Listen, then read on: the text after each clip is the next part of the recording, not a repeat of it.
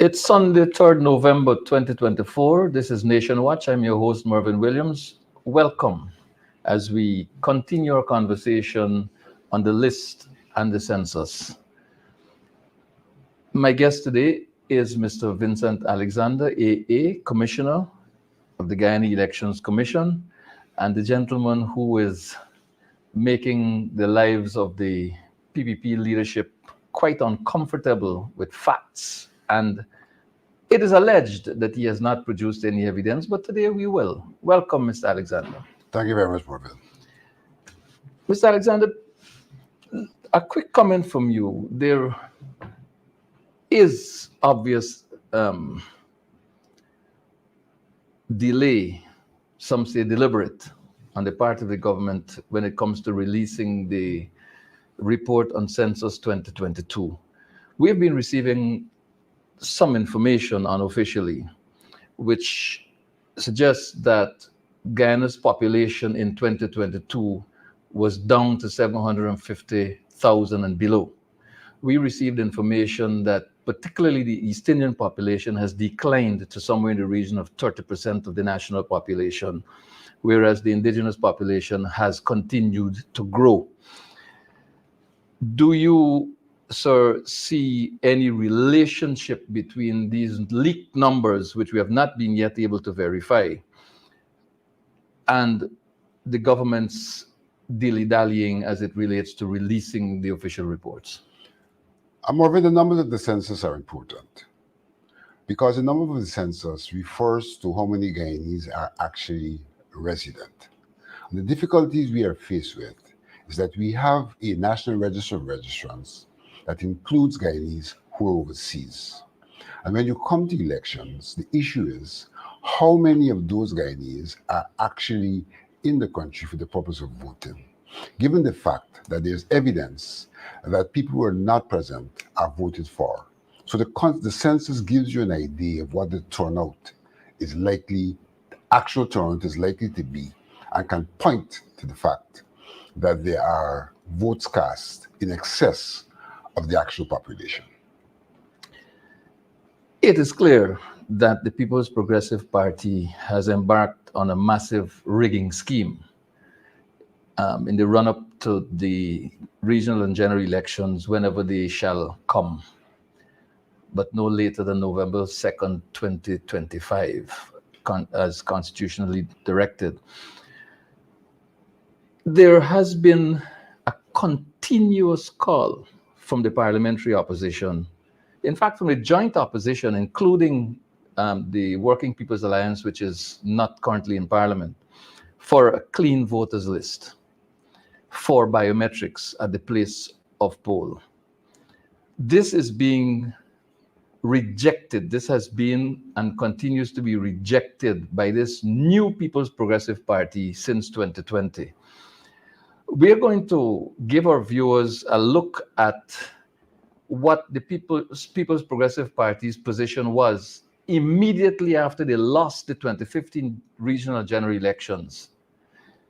The General Secretary of the People's Progressive Party had a profound statement to make, having lost the elections of 2025. Let's listen. 2015. Of 2015, I beg your pardon. Well, of course, they will lose 2025 as well. So let's look at Bharat Jagdeo as he feebly calls for a clean voters list and biometrics, enhanced biometrics. Make changes with our commissioners.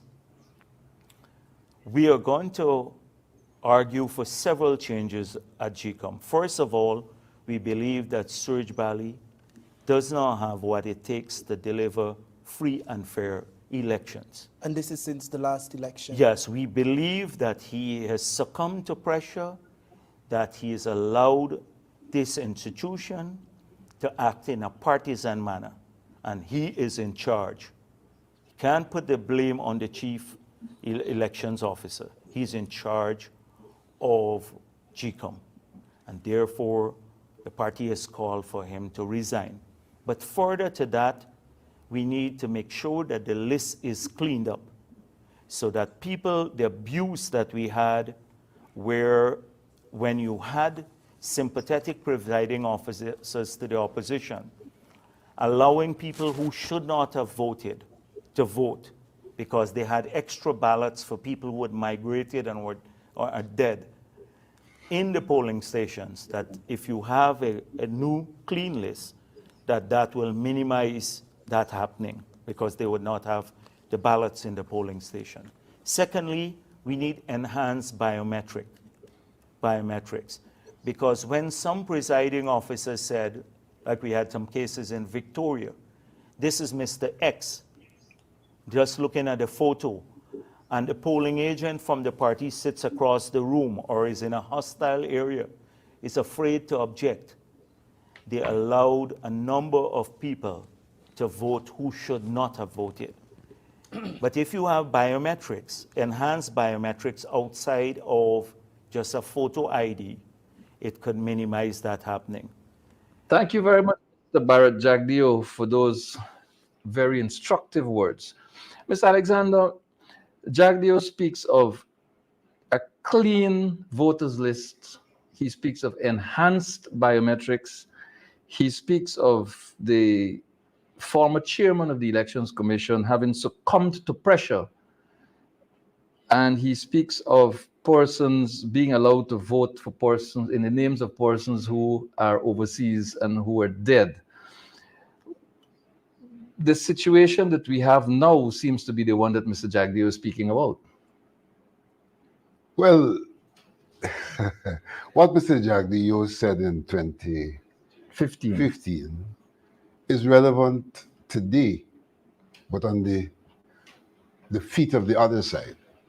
So, in essence, what he said is relevant, but the case is now being argued on the other side.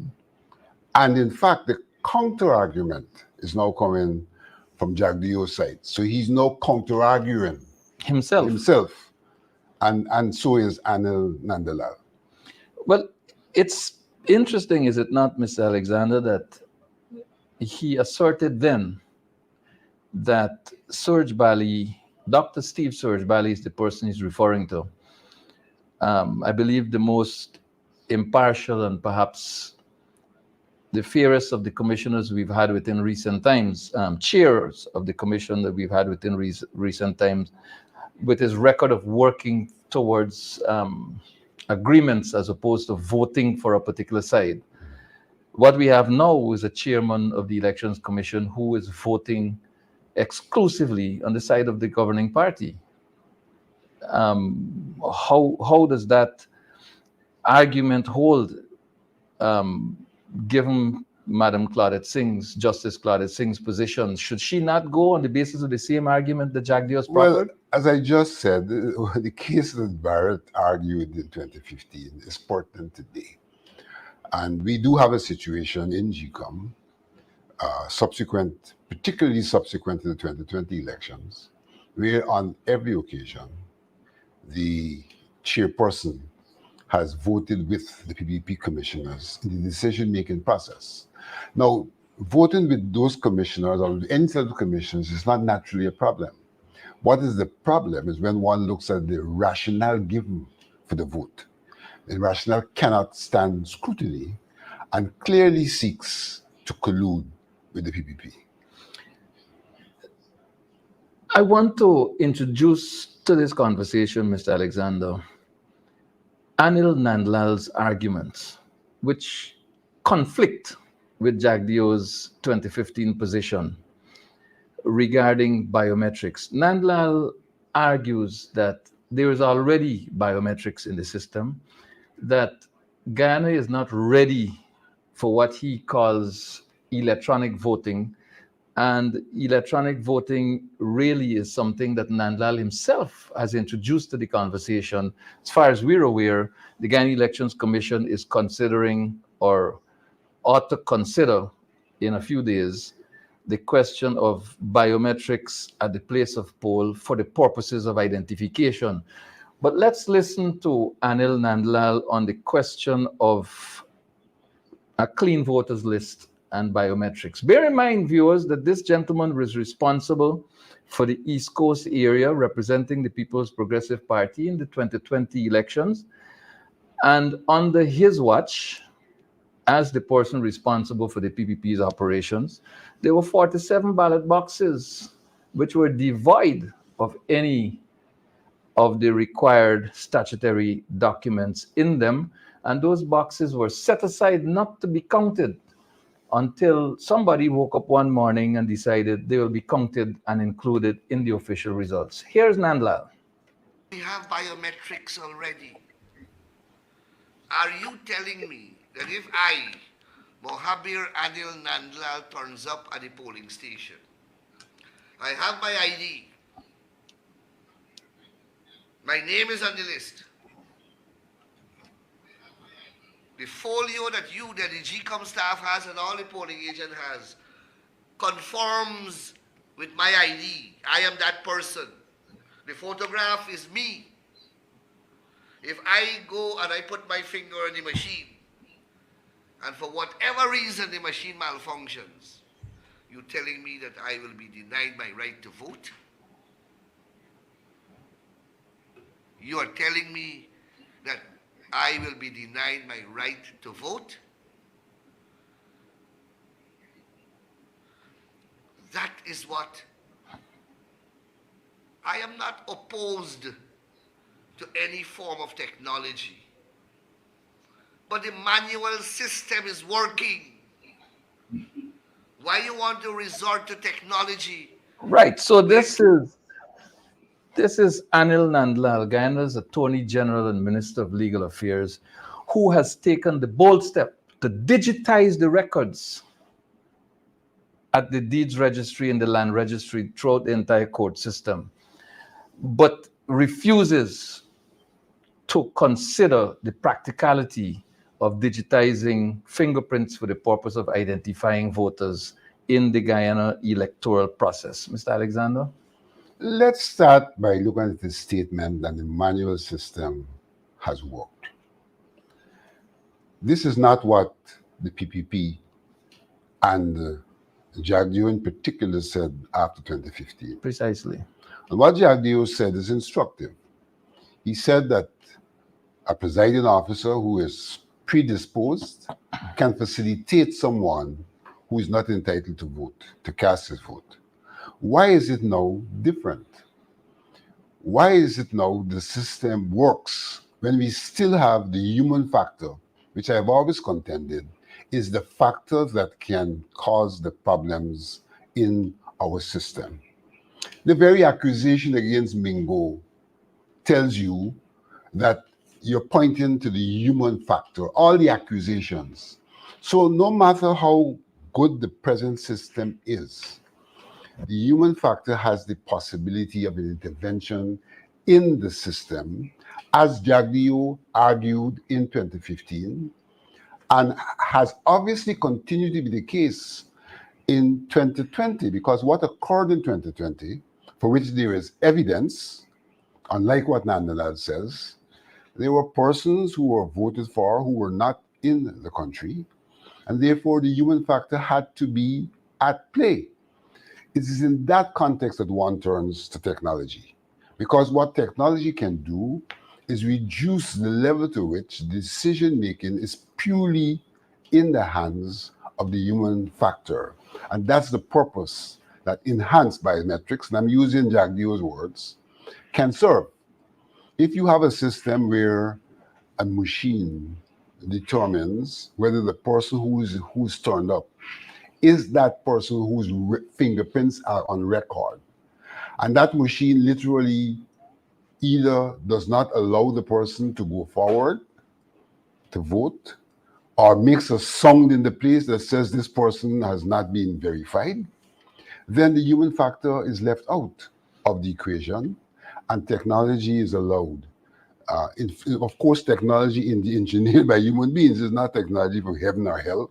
It's technology engineered by human beings. It's allowed to be that objective, impartial mechanism for the determination of who can vote and who cannot vote. But And let me go a little further. Sure. In any of these systems, there are mechanisms in place for the failure of the technology. There are mechanisms in place, so that this broad statement about technology is also irrelevant, because there are mechanisms in place. One of the failures that Nandalal referred to is power failure. Well, that's the most ridiculous example. Why? First of all, these systems come with their own power pack. So the chances are you don't even have to link them up to GPL. So GPL's power failure has nothing to do. And even if they link to GPL's power failure, they have the backup power pack that kicks in immediately that GPL kicks out. But more importantly, Ms. Alexander, is the fact that it's apparent that Mr. Nandlal has not listened to or read carefully your articulation on this issue. I do not recall you or any opposition personality making the point that this system involves rejecting prints at the place of poll. You've made it clear, as I recall it, that at registration, electronic registration, if the prints are not properly taken, they will be rejected at that point, and corrective measures will have to be taken immediately, so that when this person turns up to vote at a future date, the prints electronically captured and stored are all good and will result in the identification of the real person to whom those prints belong. Nandlal here is suggesting that he can turn up, or someone can turn up and put their hand there or their fingers there and be rejected. I mean, it doesn't sound like an argument coming from a rookie attorney at law, much less an attorney general. Mervyn, you're correct. When we talk about biometrics, enhanced biometrics, we're talking about two things. The first thing we're talking about is capturing the fingerprints digitally. And that is superior to the manual capture of the fingerprints, which he referred to when he says we already have biometrics. Because when you're capturing fingerprints digitally, the mechanism, the equipment that does the capturing rejects a print if it is not perfect. In other words, if you don't place your hand properly on the machine, there's a certain density of capture that has to take place. And if that density does not occur, it rejects that attempt until you properly place your hands and the standards required for proper print are observed, then the print is captured. So it means at the capture of print, you're dealing with 100% perfection. The other area of concern is the identification, the use of the prints at the place of poll. Again, at the place of poll, when you place your hands, if you don't place them properly to get a corresponding print, the buzzer can go off and says, well, you know, something is wrong. I personally have had the experience at JFK where I have put my fingers down and the guy says to me, press hard or straighten your finger or something so that the perfect print can be had to match what's in the machine. So that's the first point I want to make, that what the system seeks to do is to ensure that there's a match of perfect prints, both in terms of the finger prints that you are now placing in the machine and those that are stored. But I'm going on to say a little further that in these systems, even if there was a problem with that, there are mechanisms to determine that that person should cast his or her vote. For example, right now in our manual system, we allow for affidavits of identity if the ID card is not at play. So that the chances are that if you have a problem with fingerprints, Which wouldn't be likely, really. which is very unlikely, that you can resort to that affidavit so that that person could be taken to court if it is found subsequently that the person forged his identity for the purposes of voting. So there are mechanisms that can supplement the fingerprinting process. But we start off with the position that the fingerprinting process is superior to the manual process. The digital process is superior to the manual process because of the level of perfection of the prints. And the manual process we now have allows an individual, a person, to exercise his judgment. Is that the right person standing in front of me?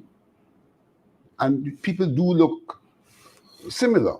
So one, is that the right person standing in front of me? And secondly, even if it's not the right person, what is my disposition as a political actor in allowing or not allowing that person? And that is what Jack Dio talked about. Allowing people in the system who are not supposed to be in because the actors, the human actors, are biased and are a part of the system of discriminating and corrupting the system. And there's much more that could be said about the manual system. These things that Mandalal talked about, which you didn't have a chance to play, about all these people being present in the polling station and all of that. We're going to get to more of Mr. Nandlal, if you don't mind. Well, I'll hope. But I wanted to get from you on this program confirmation of two things. One, whether in fact GECOM has ever considered, or whether anyone you know about from the Guyana Elections Commission has ever discussed publicly the question of electronic voting, which Mr. Nandlal alluded to. And I believe that will come up in the next video. And whether the equipment that GECOM is considering or is likely to consider is of the type that Nandlal alludes to, which may have some set of glitches. My recollection is that GECOM is considering standalone equipment, self-powered equipment, and equipment that can function in any geographic space in the country, given its makeup. All right. When we talk about electronic voting, which in fact Jagdeo mentioned. Yes. Nandla, I think it was Jagdeo mentioned. mentioned electronic voting as well.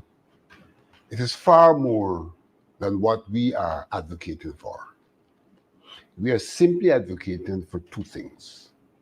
That when people go to get registered, that the fingerprints are taken digitally, so we have a perfect register of people's fingerprints.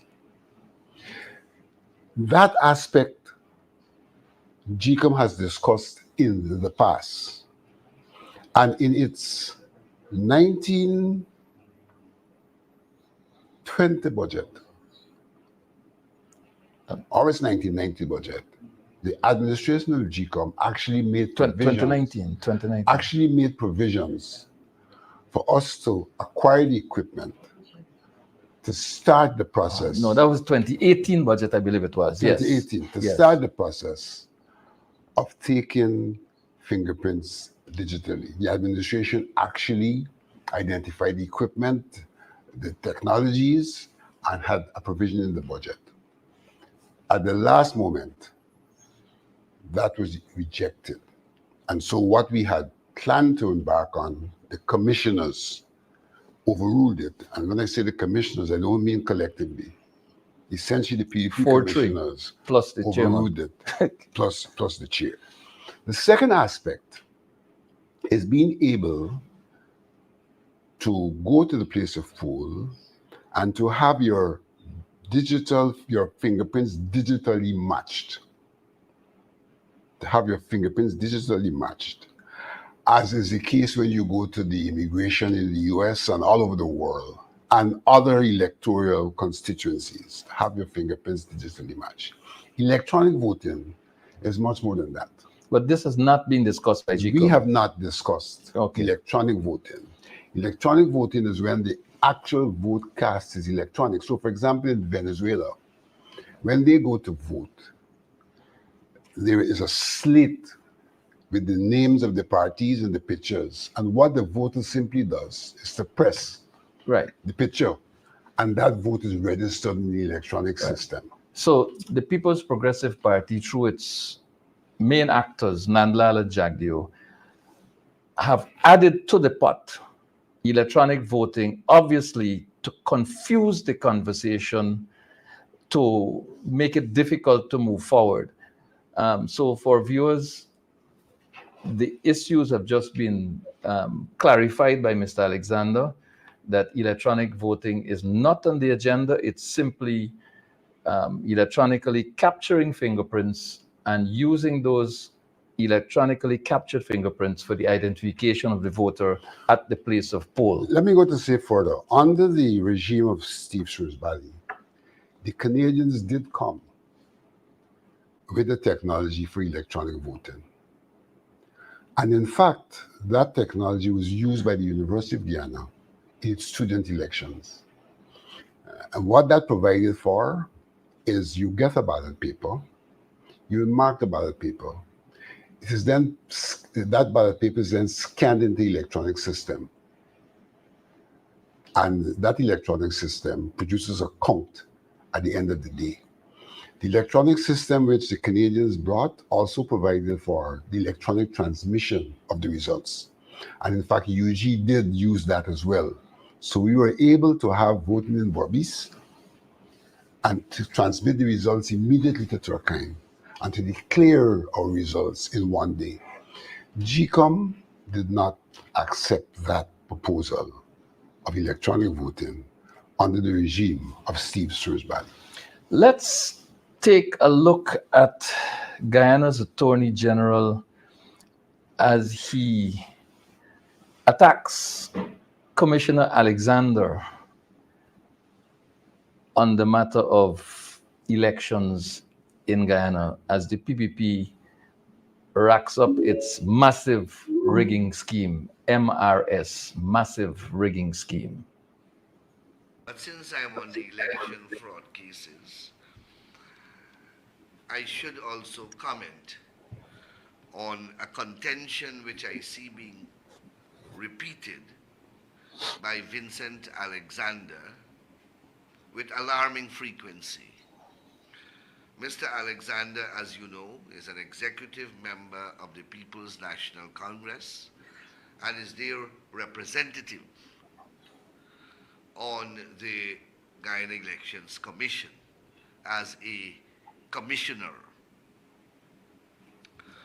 Mr. Alexander has been writing profusely about a bloated list in existence, calling for a clean list, and in recent time has added another allegation to his repertoire. The allegation now that he's advancing is that there were many ballots cast in the March 2nd, 2020 elections in the names of persons who were not present. This is a bizarre contention. How is it possible for a ballot to be cast in the name of a person who is not present? It means that someone purported to be the person whose name is on the list. How is that possible, having regard to all the mechanisms that were present and in place at the polling place? And Alexander keeps repeating this bizarre allegation over and over again in the newspapers without producing a shred of evidence to support what he's saying. Well, we are going to deal with the evidential side in a minute, Mr. Alexander.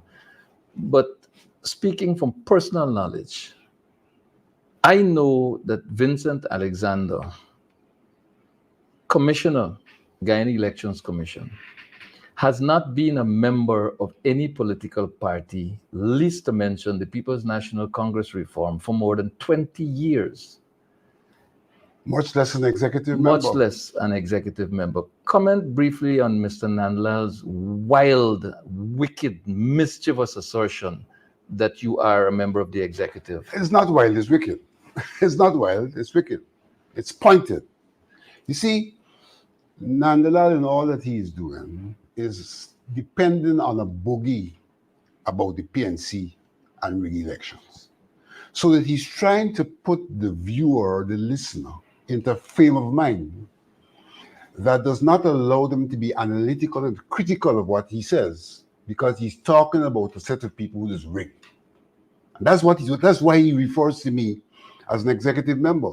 So he wants his listeners, who they have conditioned over the years to see the PNC as a rigging machine, to view what he says from the perspective or the disposition that he's talking about a rigger. So that they will not be analytical and critical about what Nandalal is saying. They will immediately sop it up because it's the truth coming from those who are righteous about those who are sinful. And that is why Nandalal seeks to suggest that I am an executive member of the PNC, which I have not been since 2007, at a time at which I also did not renew my membership, and therefore I don't even qualify to be an executive member of the PPP, of the PNC. But one also has to look at what he said about me representing the PNC. Nandalal is supposed to be the Attorney General of this country and the custodian on behalf of the state of the laws of Guyana. We know that everybody sees the commission as a highly politicized body because of the manner of its composition and because of the politics of Guyana. But the legal fact of the matter is that A, the commissioners are not representatives legally of anyone. The commissioners are nominees. And in this instance, nominees of the leader of the opposition after consultation with the opposition parties. So that they're not representatives, they are nominees. And so here again is Nandalal trying to condition the mind of people. Opposite to what the law provides for, commissioners being nominees and constitutional officers rather than representatives of political parties. But of course, he's right insofar as the commissioners of the People's Progressive Party have made it quite clear that they represent the party. They've made it quite clear. And so in actuality, that occurs. But he is, as I said, conditioning the minds of the listeners to believe that these guys have to be biased because they don't come to the table with clean hands. They come to the table representing a political interest. So he's creating an environment in which he can then put forward his false accusations and his misrepresentations and his fictitious information. Wicked, indeed. Mr. Alexander, I want to get down to some evidence now. Evidence which Mr. Nandlal suggests that you or the PNC has never made public. We look now at a letter from the Guyana Elections Commission, Office of the Chairman, dated May 22nd, 2020, signed by Justice Claudette Singh, SC, CCH, Chairman, Guyana Elections Commission. It says it's addressed to the Commissioner of Police, Leslie James, DSS, Police Headquarters, Ivlery. The Commissioner, by the way, ladies and gentlemen, is the Chief Immigration Officer, and it is in this capacity that he was written to. The letter says, Dear Commissioner, the APNUFC is alleging that persons whose names and dates of birth appear on the list attached had migrated and could not have exercised their franchise on March 2nd, 2020. In this regard, I shall be grateful if you will be so kind as to cause the Immigration Department to verify whether these persons were out of the country on March 2nd, 2020. Their respective polling divisions and stations where these persons allegedly voted are also identified on the list. The Commission would wish this matter to be urgently addressed. This is May 22nd, 2020. And in response, the Commissioner of Police, Leslie James, on the 27th of May 2020, replied to Justice Claudette Singh, SCCCH, Chairman of the Guyana Elections Commission, as follows. Dear Madam, I refer to your letter dated May 20th, 2020, and forward herewith report from Deputy Chief Immigration Officer for your information. And there's a list attached here. And on this list, the Chief Immigration Officer lists 172 names as persons who did not arrive or return on or before March 2nd, 2020. These persons were out of the country on March 2nd, 2020. 172 names. And he also attaches a list of 35 names, the names of 35 persons who he said did not depart before 2nd March 2020. In other words, these 35 persons were in the country. So of that list of 207, 35 persons were in fact in the country and so were entitled to vote. Not only entitled, but evidently voted. And the other 172 were not in the country, although votes were cast in their favor. There's another letter here responding, the Police Commissioner, Chief Immigration Officer, responding to Claudette Singh, retired Justice of the Appeal, on the 8th of June 2020, to another request for similar information. And he says, I refer to your letter dated May 31st, 2020, and forward herewith report from Deputy Chief Immigration Officer for your information. And on this list, the letter, could we have the second letter from the Office of the Police Commissioner on screen, please? Thank you.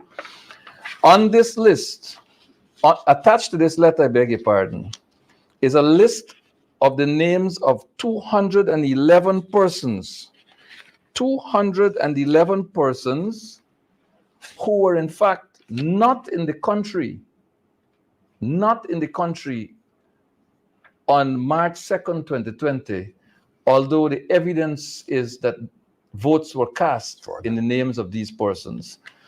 And there's an attachment of a list of 99 names, the names of 99 persons who were in fact in the country and evidently voted. This, ladies and gentlemen, is evidence that the Elections Commission wrote to the Chief Immigration Officer, presented two lists, and got information that in one instance, 211 persons were not in the country and votes were cast for them. In another, 172 persons were not in the country and votes were cast in their names. Ms. Alexander, talk to us about this issue and take us down the path of Mr. Anil Nandlal writing to the chairman of the Guyana Elections Commission, requesting and subsequently obtaining additional lists of names which were intended to be sent to the Chief Immigration Officer for similar scrutiny. First of all, let me say the question that Nandlal posed was how persons could have voted with all of the mechanisms that are in place. And I would simply reference what Jagbio said in this regard. Jagbio argued that persons in 2015, I think, would have been able to vote because of the bias of the presiding officer. So that's the answer to you, Nandlal. The answer is right in Freedom House. Freedom House has the answer that the bias officials, notwithstanding all the mechanisms, would have been allowed to vote. And there's a lot more one can say about that, about who are the officials, how local they are, how intimidated political representatives are at the place of poll, etc. But two things. The PPP came to the conclusion that it was possible for this to occur. We have gone beyond that conjecture and now have evidence that it occurred. And therefore, this issue that is argued very often, even by other people other than the PPP, including certain news houses, that the system is perfect, is now a non-issue, because whether you think the system is perfect or not, here is evidence of the imperfection of the system. Here is the evidence. And what that evidence is, the APNU AFC used the period of the recount, and we need to observe this. This kind of information cannot become available in a normal count. Because in a normal count, all that occurs is that you count the ballots. You do not, and what you do, you correspond the number of ballots with the number of names ticked off. You don't try to determine the status of a person when you're doing the normal count. All you do is you count how many persons are ticked off, you count the ballots, and you say, well, the number of persons ticked off is equivalent to the number of ballots, and therefore we've accounted for all of the ballots. What the recount did was to provide the parties an opportunity in their field work to look to the list of persons who were recorded as voted and to see if those persons were actually in the country or alive. That's what the field work could have done. It is based on that field work and the knowledge of citizens and their movements that the party came up with this list challenging the names of those persons who were recorded as having voted, and asked the GECOM to investigate this. It is based on the letters of allegation sent to GECOM that we now have before us, the letters that GECOM sent to the Chief Immigration Officer and the response of the Chief Immigration Officer, which adds up to evidence of the fact that people were out of the country at the time of poll, but their names are registered as names of persons for whom votes were cast. So we deal here purely with legal documents and statutory documents. The Chief Immigration Officer didn't have to wait on GECOM to have this information of who out of the country. He is, by law, supposed to have that information. And in fact, the law specifies, the National Registration Act Regulation 40 specifies that he may compile this information periodically and submit it to the Commissioner of National Registration for the Commissioner to take pertinent action. So that this request for verification can even be seen in the context of the statutory function of the Chief Immigration Officer to periodically compile the names of those persons who have left the country and have not returned over an extended period, and to have it submitted to the Chief, the Commissioner of National Registration. And I say that to say this. There is now an emerging argument by the chairman of GECOM that we shouldn't deal with this information, it's for a petition. But the law specifies that GECOM has an entitlement to this information and can take action, pertinent action, when information is made available. And can self-regulate as well. Right. Secondly, of interest is the fact that many more submissions were made by the APNU AFC, but for whatever reason, they were not sent for verification. It's only the first tranche that was sent for verification. The others were not sent. They were withheld. Thirdly, Nandalal and Jaglio and all of them are relying on the CARICOM report to say, well, CARICOM does not speak to this matter, and they were the ones who were in the recount.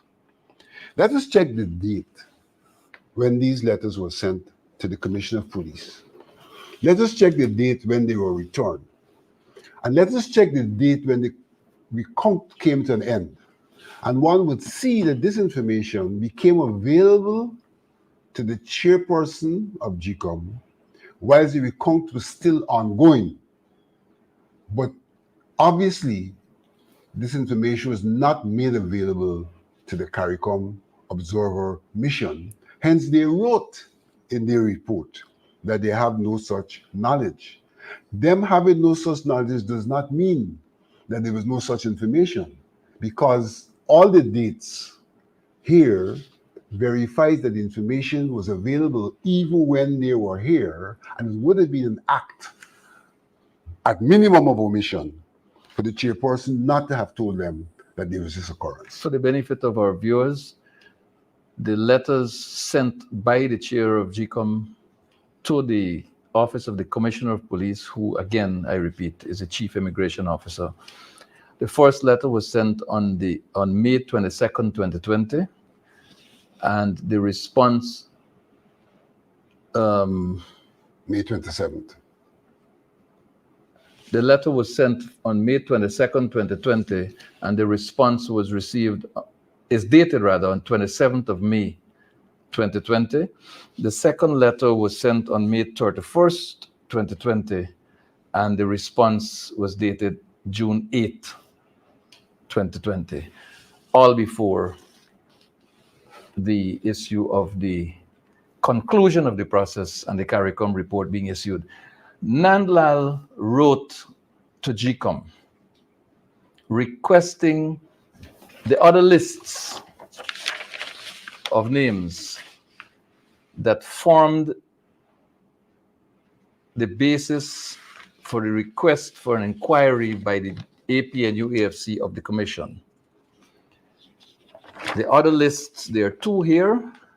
The other lists were requested by Mr. Nandlal and were received by him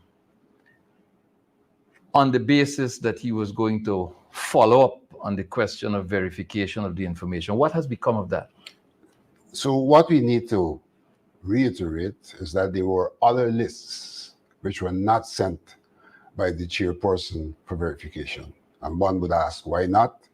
The first list was sent and it says urgent action. Yes. No action has been taken to date. However, Nandlal came, I think it's about 2 years now, and demanded that all of the lists, those verified and those unverified, be handed over to his office. And he was very specific in that he was requiring this information so that he can prove the falsity of the accusation. So he wasn't being neutral in the exercise of his office. He started out by saying, this accusation is false. Give me the information and I am going to prove it is false.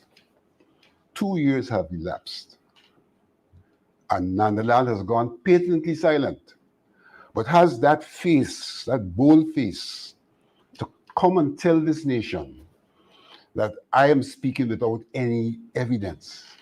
When in fact, the evidence in relation to his knowledge is not hearsay. He has the evidence. I speak about it and I have it.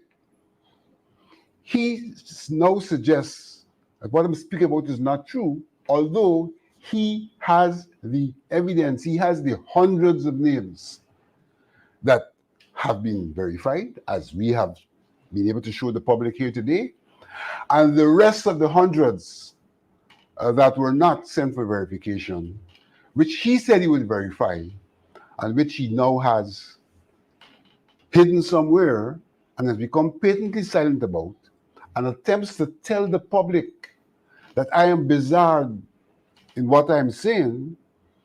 And so there's a big question here of Nandlal's credibility and integrity as the Attorney General of this country to behaving in this manner when he is in fact the custodian of the evidence to the contrary of what he's seeking to tell the public. Meanwhile, we still have brilliant people like what's his name? What Gill is it? Harry Gill, brilliant Harry Gill, asking us for our statements of poll when it is universally known that the original statements of poll are evidential material in an ongoing matter before the court. All of which are in the possession of the court. Exactly. So, brilliant, Mr. Harry Gill, you need to go back to singing calypsos.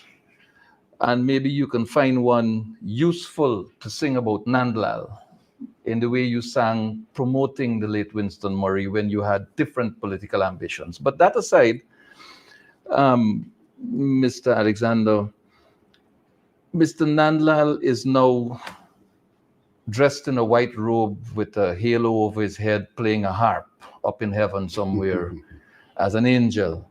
Tell us about the 47 boxes, ballot boxes on the East Coast with the missing statutory documents and what the implications of their inclusion in the recount were or are. Well, again, this is a matter we need to clarify, because what Nandlal has said to the public is that there is a contention that there were 15,000, he mentioned, fraudulent votes.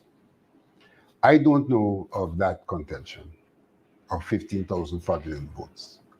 I know that during the recount, it was determined that the statutory documents for 47 boxes in the East Coast, area for which Nandalal superintended for the PPP, could not be sourced, could not be found. It means that in that forensic recount, those votes could not be validated because you did not have the documents which are used in the place of poll to cross off the names that documents which are then used at the end of poll to say there's so many names crossed off, there's so many ballots, and therefore these ballots are valid in keeping with the number of persons who turned up to vote. In the recount, those documents could not be found. And therefore, the validation of those votes became a question. Is it true that this is the number of persons who voted, or is it not true? That's the purpose a recount serves. Now, during that process, there was a court matter, and in that court matter, I think the judgment talked about only valid votes should be counted. In that regard, I think the chief elections officer proceeded to exclude from the count those votes on the contention that they were not validated during the process of the recount. The fact of the matter is, I did not take the same position as the chief elections officer. My contention was that these persons, they must have been persons who voted. And so, notwithstanding the absence of the documents of validation, you can't simply discard those votes. You had to go to another process that would allow people who did vote not to lose their franchise. And therefore, my proposition was a by-election. I remember that That clearly. will allow those persons to vote as you discard these questionable ballots. But to ensure that every Guyanese entitled to vote was allowed to do so by virtue of a by-election. So Nandalal again is dishonest when he says to the public that there was some contention that there were 15,000 fraudulent votes. There were 15,000 votes over which there were issues of validation. And in the interest of upholding the Constitution, my proposition was a by-election. That's documented.